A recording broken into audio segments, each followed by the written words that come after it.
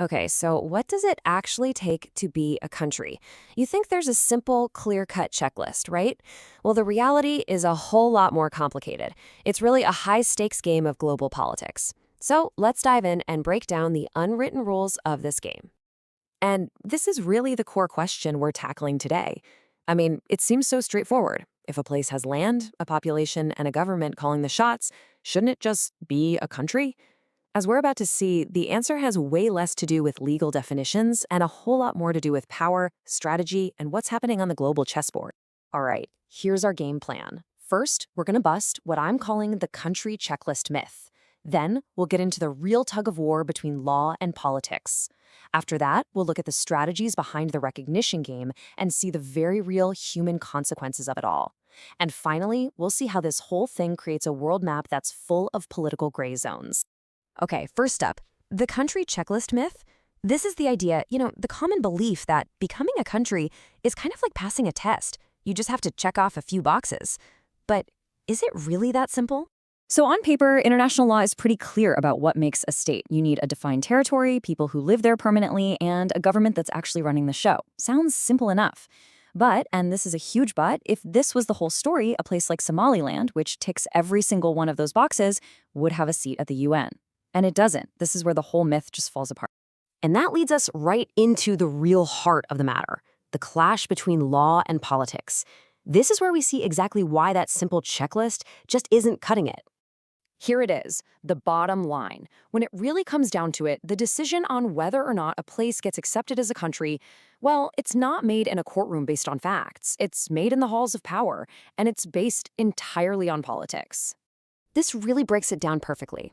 On one hand, you've got the legal side of things. This just describes what a state is based on the facts on the ground. But on the other, way more powerful side, you've got the political decision. This is all about whether other countries choose to acknowledge you. And there's no global committee for this. Every single country decides for itself. And this quote just nails it, doesn't it? You can meet every legal requirement in the book, but that absolutely does not guarantee you a seat at the table. Recognition is a choice. It's a political move that every other country in the world gets to make, one by one. So, if it's all just a political choice, what are the reasons driving those choices? Well, that brings us to what we're calling the recognition game. Let's look at the strategy behind these huge decisions. This is basically the playbook. Why would a country say no? Well, maybe there's a messy territorial dispute they don't want to get into. Or, and this is a big one, they might worry it'll encourage their own separatist movements, a real domino effect. Of course, alliances matter. Pressure from a powerful ally can be everything. It really is all about strategy, stability, and not wanting to set a precedent they might regret later. But look, we have to remember this is not just some abstract political game. Non-recognition has massive real-world consequences. So let's talk about why this matters so much for the millions of people who are actually living in these places. Just try to imagine this for a second. Your passport, it's not accepted almost anywhere. So good luck traveling. Want to fly internationally? Nope. Your country can't sign the agreements for that. Want to do business or banking overseas? You're going to face huge barriers. It's a daily reality. Without recognition, you're pretty much locked out of the entire international system. Now, here's a key little detail. Getting a seat at the United Nations is obviously a huge symbol of legitimacy, but not having one doesn't automatically mean you're not a state.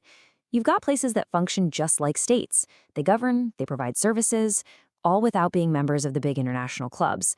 So yeah, membership reflects recognition, but not having it doesn't just erase your existence on the ground. And all this brings us to our final section, a world of gray zones. Because, as you're probably realizing, recognition isn't just a simple yes or no switch. It's much more of a spectrum. So think of it like this.